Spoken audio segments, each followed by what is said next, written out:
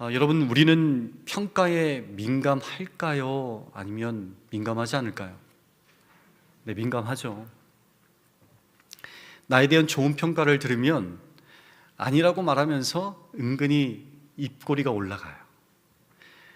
네, 심지어는 속에 보이는 칭찬을 받아도 대놓고 좋아하죠. 다들 아닌 것처럼 표정을 지으시는데 제가 속물이어서 칭찬에 민감한 사람이 아니라, 여러분, 진짜 칭찬은요, 삶을 더욱 풍성하게 만드는 그런 힘이 있습니다. 반대로 평가가 좋지 않으면 여러분 얼마나 속상한지 모릅니다. 얼마 전에 도쿄 올림픽이 있었는데요, 올림픽 기간 내내 많은 사람들에게 칭찬받는 선수들이 있었는가 하면 반대로 비난받는 선수들도 있었습니다. 특별히 그 여자 배구 국가대표, 얼마나 많은 응원과 그리고 사랑을 받았는지 모릅니다. 어쩌면 그런 칭찬들이 하나둘 모여서 정말 그들의 힘으로는 뛰어넘을 수 없는 불가능에 가까운 그런 상대팀을 이기게 만드는 힘으로 작용했는지도 모릅니다. 반면에 비난받았던 팀들은 어떨까요? 비난이 커지면 커질수록 더 위축되죠. 평소 하지 않았던 그런 실수까지도 연발하게 됩니다. 여러분, 칭찬이 고래를 춤추게 한다는 말도 있습니다. 그만큼 다른 사람을 향한 나의 말 한마디 한마디가 한 사람의 인생을 바꿀 수 있다는 것이죠. 여러분, 오늘부터 입술을 열 때마다 삶을 바꾸는 칭찬만 하실 수 있는 여러분 되실 수 있기를 바랍니다. 여러분, 그런 의미에서 우리 이 시간에 이곳에서 예배하시는 분들은 옆에 앉아 계신 분을 한번 바라보시겠습니까? 혹시 집에서 예배하시는 분들이 계시다면 집에서도 함께 예배하고 있는 가족들을 한번 바라보시기 바랍니다. 자, 다 옆에 분 바라보고 계시죠? 이제부터가 중요합니다. 옆에 앉아 계신 분을 보긴 보는데 위아래로 훑어보면서 뭐 지적할 건 있나 없나 이렇게 보지 마시고, 그 사람을 춤추게 할 수 있는 그 사람의 장점을 콕 집어서 칭찬의 말 한마디씩 한번 해보시기 바랍니다. 제가 한 10초 드리면 될까요? 네, 10초 한번 드리겠습니다. 자, 시작.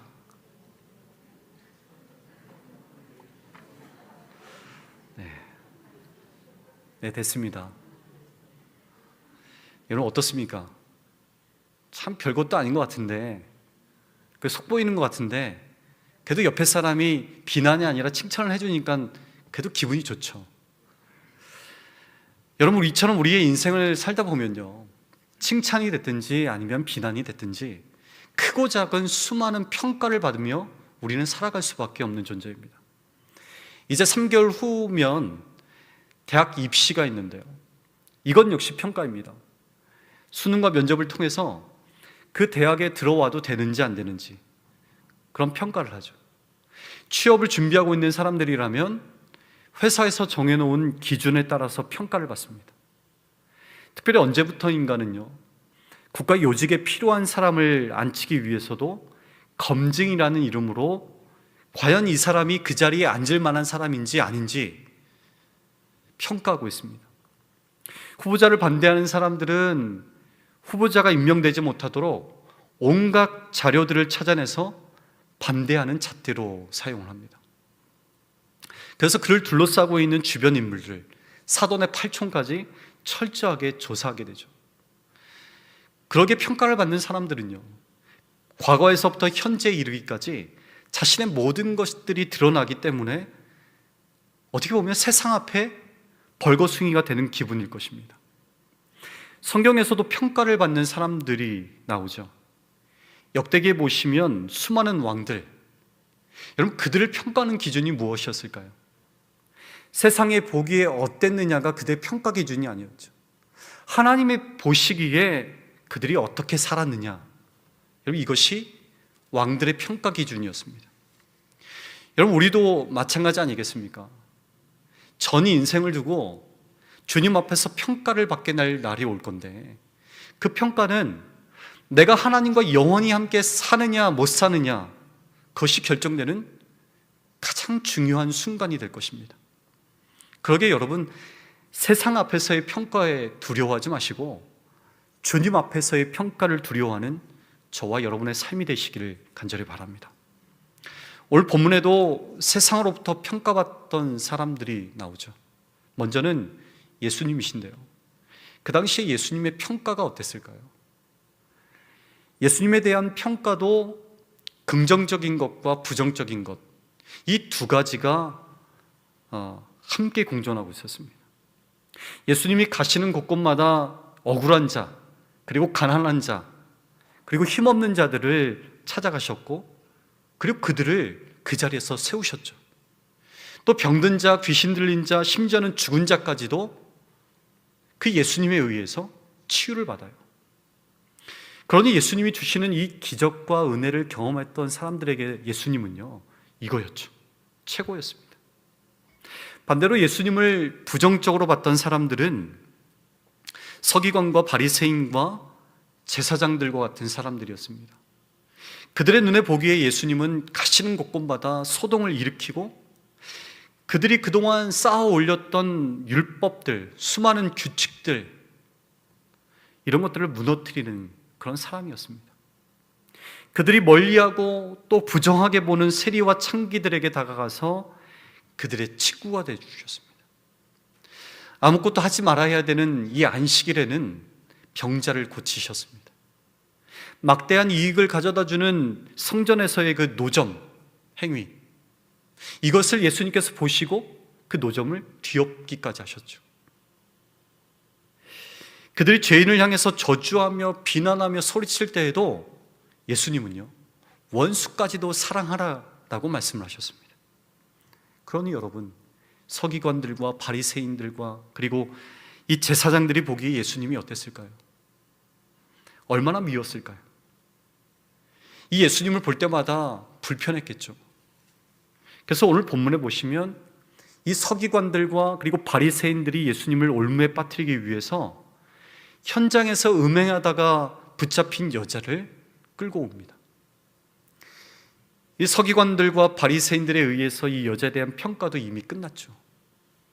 율법의 잣대에 의하면 여러분, 이 여자는 돌에 맞아서 죽어야 되는 그런 존재입니다.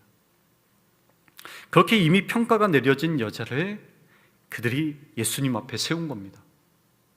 여러분, 그들이 이렇게 한 이유는 이 여자를 어떻게 해야 되는지 몰라서 예수님께도 데려온 것이 아니었죠. 이 여자를 통하여서 예수님을 붙잡기 위해서였습니다.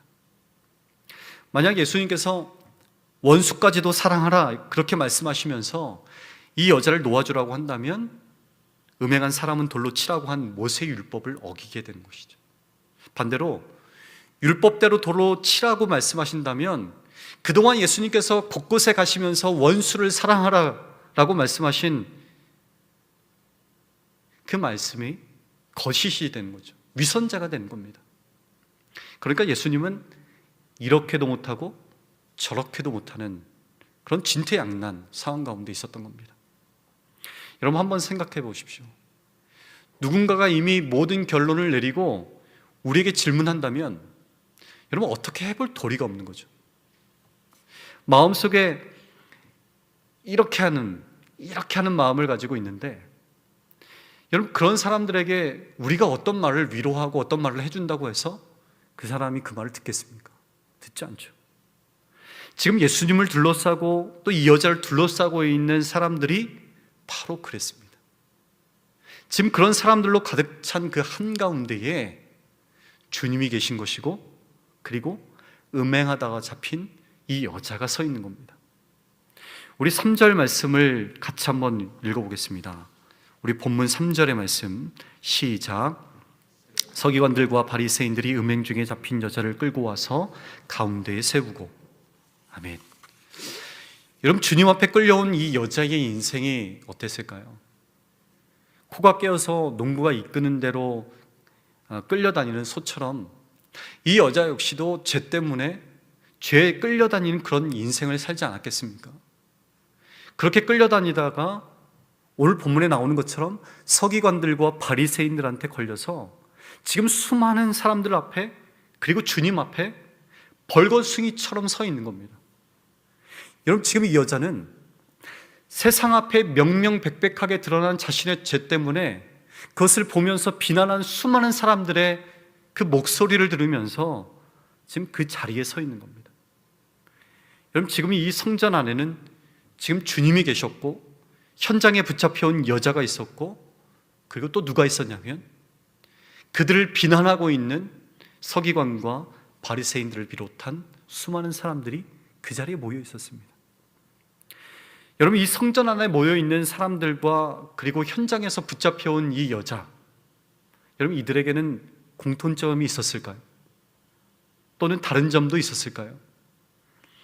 그들 모두가 성전 안에 있다는 것, 그리고 그들 모두가 주님 앞에 있다는 것, 그것이 같은 점이라고 하면 같은 점이라고 할 수 있죠. 다른 점이라면 서기관과 바리새인과 백성들은 스스로 성전에 나온 사람이라고 한다면, 이 여자는 나오고 싶어서 나온 것이 아니죠. 이곳에 끌려서 나온 거예요. 나오기 싫었지만 나온 겁니다. 그러기에 서기관과 바리새인들과 이 백성들은요, 당당했죠. 왜냐하면 자기 발로 자기가 좋아서 이 성전에 나온 것이기 때문입니다. 그러나 이 여자는 주눅들어 있었고 벌거숭이가 된 것처럼 부끄럽고 그리고 수치심으로 가득 차 있었습니다. 그런데 예수님이 보시기에는 어땠을까요, 여러분? 예수님 눈에는 이 여자나 또는 이 여자를 비난하고 있는 다른 사람들이나 여러분 다를 것이 없었습니다. 예수님의 눈에는 다 죄인이었죠. 단지 현장에서 죄를 짓다가 다른 사람들에게 들켰느냐 아니면 들키지 않았느냐, 여러분 그 차이인 겁니다. 여러분, 예수님은 지금 그 앞에 있는 그 모든 사람들이 죄인임을 분명히 알고 계셨습니다. 제가 전에 사역했던 교회에서 있었던 일인데요, 아침에 교회에 출근을 하는데 그 사무실에 몇몇 사람들이 모여서 뭔가를 보고 있는 거예요. 그래서 궁금해서 가봤더니 CCTV를 보고 있었습니다. 요새 간밤에 누가 자꾸 그 교회 음식물 쓰레기통에 음식물을 갖다 버린다는 거예요. 그래서 그 범인을 찾기 위해서 지금 CCTV를 돌려보고 있다는 겁니다. 그래서 저도 같이 한참을 보고 있는데 어디선가 본 실루엣이 보이더라고요. 여러분, 그 사람이 누구였을까요? 네, 저도 까맣게 있었던 바로 저였습니다. 교회 사택이 바로 교회 옆에 있었거든요. 그래서 참 좋은 남편이 한번 돼보겠다고 그동안 해보지도 않았던 이 음식물 쓰레기를 한번 버리겠다고 한번 버렸는데 그게 CCTV에 확 걸린 거예요. 여러분, 또 다른 이야기를 하나 더 하자면, 여러분 한 달 동안에 신용카드를 정신없이 한번 긁어보십시오. 정신없이 긁다 보면 나중엔 내가 어디에다가 돈을 얼마만큼 사용했는지 모르죠. 그런데 한 달이 지나고 나서 명세서가 날라오게 되면 거기에는요, 내가 어디에 얼마만큼 돈을 사용했는지 정확하게 그리고 세세하게 기록되어 있는 것을 볼 수 있습니다. 여러분, 주님 앞에 서 있는 우리의 인생이 바로 그렇죠. 아무도 모르게 지은 죄, 때로는 나도 모르게 지은 죄도 여러분 주님 앞에서는요 세세하게 기록되어 있는 것입니다. 그러기에 예수님 볼 때에 이 서기관과 바리새인과 백성들, 그리고 음행하다 붙잡힌 이 여자, 여러분 그들 모두는 주님 보시기에 똑같은 죄인이었습니다. 여러분, 성전에 스스로 사모함으로 나온 우리는 깨끗한 사람이고, 죄악에 끌려다니며 지금도 세상 어느 곳에서 방황하고 있는 사람들은 여러분 죽일 놈입니까? 그래서 우리는 성전에 당당함으로 나올 수 있는 그런 사람들이고, 세상 어딘가에서 방황하고 있는 여러분 그 사람들은 성전에 나올 수 없는 그런 사람들입니까? 여러분, 지금 이곳에 서 있는 우리나 그리고 세상에 방황하고 있는 그들이나 여러분 주님 앞에는 똑같이 긍휼함을 받아야 되는, 죄의 용서함을 받아야 하는 그런 연약한 사람들입니다. 그러기에 정말로 중요한 것은요, 내 죄가 드러날 때에 어떻게 해야 하는가가 중요한 것입니다. 오늘 본문을 보십시오. 자이든 타이든 이 음행 중에 붙잡힌 여자가 성전에 끌려왔죠. 현장에서 붙잡혀 개처럼 끌려와서 이 성전으로 왔는데, 이 여자가 이 성전에 끌려왔을 때에 이 여자가 왜 나에게만 이런 일이 생기는 거냐면서 억울해할 수도 있었겠죠. 세상에는 자기보다 더 악하고 더 더러운 사람들이 얼마나 많은데, 그리고 왜 같이 범죄한 남자는 그냥 두고 왜 자기만 끌고 왔냐고 억울해하고 또 화를 낼 수도 있었겠죠. 근데 이 여자는요, 주님 앞에서 아무런 대꾸도 하지 않았습니다. 수많은 사람들이 이 여자를 향해서 비난하고 또 조롱했을 때에도 이 여자는 그 자리에서 가만히 있었습니다. 여러분, 그 가운데에 주님 앞에 가만히 있는 그것이 여러분 이 여자에게는 큰 복이고 여러분 은혜가 된 줄 믿습니다. 여러분, 그 이유가 다른 것이 아니죠. 그렇게 해서라도 여러분 이 여자가 세상이 아니라 성전에 온 것이 은혜이고, 그리고 그곳에서 예수님을 만난 것이 복이고 은혜인 줄 믿습니다. 그렇게도 주님을 만나지 못했더라면 여러분 이 여자가 어떻게 됐겠습니까? 평생 동안에 성전에 올 일이 있었겠습니까? 오지 못했겠죠. 그러나 억지로라도 이 자리에 나온 것, 그래서 주님을 만난 것, 여러분 이것이 이 여자가 하나님께 받은 은혜였고 그리고 복이었습니다. 여러분, 세상이 나를 어떻게 보느냐 중요하죠. 그러나 정말 중요한 것은요, 그것이 아니죠. 세상이 뭐라고 떠들어도 지금 내가 주님 앞에 서 있는 것, 그런 나를 주님이 붙들고 계신 것, 여러분 그것이 중요한 겁니다. 여러분, 그것을 기억하고 있다면 절대로 주님 앞에서 도망치지 마시기 바랍니다.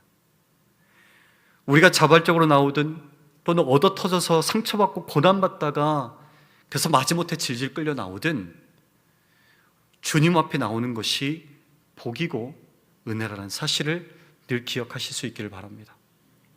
마가복음 15장에 보시면요, 예수님께서 십자가를 지시는 장면이 나오는데, 그때 이 구레네 사람 이 시몬이 예루살렘에 왔다가 이 예수님의 십자가를 대신 지게 됩니다. 여러분, 이 구레네 시몬이 예수님의 그 고통스러운 모습을 보면서 그 마음에 감동이 와서 이 십자가를 진 것이 아니죠. 억지로 이 십자가를 지게 된 것입니다. 떠밀려서 이 십자가를 지게 된 거예요. 그런데 그렇게라도 예수님의 십자가에 동참했더니 후에 자신과 그리고 자신의 가족들이 구원받는 은혜가 이들에게 주어졌습니다. 여러분, 성전에 모여있던 그들이 이 여자를 보며 얼마나 조롱하고 또 비난했겠습니까? 그 앞에서 여인은 아무런 대꾸도 할 수 없었고 도망칠 힘도 없었습니다. 그런데 그렇게 억지로 그리고 끌려서 주님 앞에 나왔지만 여러분, 이것이 그녀의 삶을 완전히 바꿔놓는 출발점이 되었습니다. 6절의 말씀을 우리 다 같이 한번 읽어보겠습니다. 6절의 말씀입니다. 6절 시작. 예수를 시험함이로라. 예수께서 몸을 굽히사 손가락으로 땅에 쓰시니. 아멘. 오늘 이 6절 말씀에 보니까 예수님께서 서기관들과 바리새인들과 백성들을 향해서 땅바닥에 무엇인가를 쓰셨다고 기록하고 있습니다. 그리고 나서 7절에 보시면 죄 없는 자가 돌을 치라고 말씀하시죠. 여러분, 예수님께서 땅바닥에 무엇을 쓰셨을까요? 여러분, 정답은 없습니다. 왜냐하면 성경에 정확하게 예수님께서 무엇을 쓰셨는지 기록되어 있지 않죠. 단지 말씀의 문맥을 살펴봤을 때에 우리가 합리적인 상상을 한번 해볼 수 있죠. 우리가 많이 들어왔듯이 모세의 율법대로 여자를 돌로 쳐 죽여야 한다고 비난하고 있는 사람들, 아마도 그 한 사람 한 사람을 예수님께서 보셨을 거예요. 그 한 사람 한 사람을 보시면서 그 땅바닥에다가 그들 한 사람 한 사람들, 자기만 알고 있는, 비밀스럽게 알고 있는 그 죄들을요, 그 땅바닥에 쓰셨을 겁니다. 당신 이런 죄 졌지. 당신 이런 죄 졌잖아. 너 예전에 이런 죄 졌잖아. 이런 죄목들을 그 한 사람 한 사람을 바라보시면서 그 땅바닥에 쓰셨을 겁니다. 여러분 한번 상상해 보세요. 자기 외에는 아무도 모른다고 생각했는데 그런 죄악들이 예수님에 의해서 하나하나 드러나기 시작했을 때에 여러분 그들의 마음이 어땠을까요? 그들의 표정이 어땠을까요? 아마도 놀랍기도 하고 부끄럽기도 하고 또 두렵기도 했을 겁니다. 결국엔 그들은 더 이상 그 자리에 있을 수 없어서 그 자리에서 도망치고 말죠. 여러분 누가 진짜 복받은 사람입니까? 드러난 죄 때문에 놀라고 그리고 부끄럽고 두려워서 도망간 이 서기관들과 바리새인들과 그 자리에 모여있던 사람들이었습니까? 아니면 그럼에도 불구하고 주님 앞에 끝까지 남아있는 이 여자입니까? 여러분 우리에게도 필요한 것이 무엇이겠습니까? 우리 역시도 마찬가지죠. 주님 앞에서 죄악이 드러나고 또 말씀 앞에서 양심이 찔려올 때에 그 앞에서 놀라고 부끄럽고 두려워서 도망치는 것이 아니죠. 여러분 우리가 정말로 해야 할 것은요, 주님께서 보게 하시고 또 말씀을 통해 깨닫게 하시는 우리의 삶, 나의 죄, 여러분 그것을 정확하게 보는 거예요. 그리고 그것을 인정하기 싫어서 도망치는 것이 아니라 그 앞에 끝까지 붙어 있는 겁니다. 여러분 우리가 그렇게 주님 앞에 끝까지 붙어 있는 것이 중요한 줄 믿습니다. 여러분 다윗을 한번 생각해 보십시오. 여러분 다윗이 범죄했을 때에 하나님께서 나단 선지자를 이 다윗에게 보내시죠. 그리고 그에게 말하게 하세요. 나단 선지자를 통하여서 다윗이 자신의 죄를 깨닫게 하시는 거예요. 보게 하신 거예요. 여러분 그럴 때에 이 다윗은요 그 자리에서 회피하거나 부인하지 않았습니다. 하나님께서 나단 선지자를 통해서 자신의 죄를 보게 하셨을 때에 다윗은요 그 자리에서 엎드렸죠. 그리고 하나님 앞에 자신의 죄를 고백해요. 여러분 이것이 하나님께서 다윗을 버리시지 않은 이유였습니다. 반면에 자신의 죄악을 인정하지 않았던 사울은 어떻습니까? 사무엘 선지자를 통해서 자신의 죄를 보게 하셨음에도 여러분 사울은요 끝까지 그것을 인정하지 않죠. 여러분 이것이 사울이 하나님께 버림받은 이유였습니다. 사랑하는 여러분 잊지 마십시오. 지금 내가 어떤 상황 속에 있는 것이 중요한 것이 아니죠. 그럼에도 불구하고 내가 주님 앞에 있는 것이 중요합니다. 어떤 이유든지 간에 여러분 교회를 떠나거나 주님을 떠나는 어리석은 자가 되지 마시기 바랍니다. 끝까지 주님 앞에 그리고 교회 앞에 서 있기를 바랍니다. 여러분 그것이 진짜 복이고 여러분 그것이 진짜 은혜인 줄 믿습니다. 그리고 마지막으로 중요한 것이 있는데요, 바로 회개죠. 예수님께서 이 땅에 오셔서 공생애를 시작하시면서 가장 먼저 선포하셨던 것이 무엇이었을까요? 그것이 바로 회개하라, 천국이 가까이 왔느니라였죠. 그리고 정말로 예수님의 이 말씀 앞에 자신이 죄인임을 깨닫고 돌아섰던 자들은요 정말로 하나님의 나라를 경험하게 되죠. 여러분 회개는요 말로 내가 죄인입니다 고백하고 인정하는 것으로 끝나는 것이 아닙니다. 정말로 그 길에서 돌이켜서 주님께서 말씀하시는 대로 걸어가는 것, 여러분 이것이 진짜 회개죠. 그래서 오늘 본문 이 11절 말씀에서도 예수님께서 지금 자신 앞에 있는 이 여자를 향해서 말씀하시는 것도 다시는 죄를 범하지 말라였습니다. 사랑하는 여러분, 내가 주님 앞에서 살아간다는 것은 다시는 죄를 범하지 않기 위해서 몸부림치는 그런 삶을 살아가는 것입니다. 여러분 죄는 다른 것이 아니죠. 내가 하나님처럼 되려고 하는 것이 죄입니다. 내 삶의 주인이 하나님이 아니라 나라고 생각하고 주님이 보게 하시고 주님이 깨닫게 하시는 것들을 바라보지 않고 그 길로 걸어가지 않고 내 고집대로 걸어가는 그런 삶이 죄인된 삶입니다. 여러분, 우리가 그런 삶을 살아간다면 여러분, 우리는요, 교회에 나와 있다 할지라도 여러분, 진정으로 주님 앞에 서서 살아가는 삶이 아닙니다. 우리가 날마다 이 교회를 찾고 또 예배 현장에 있다 할지라도 우리가 주님이 아니라 내 고집대로 살아간다면 여러분, 우리는요, 세상 앞에 서서 마귀에 끌려다니는 그런 불쌍한 인생인 것입니다. 사랑하는 여러분, 주님 앞에 서서 주님을 주인을 삼으시고 주님께 이끌려 살아가시는 복된 인생들이 되실 수 있기를 주님의 이름으로 간절히 부탁드립니다.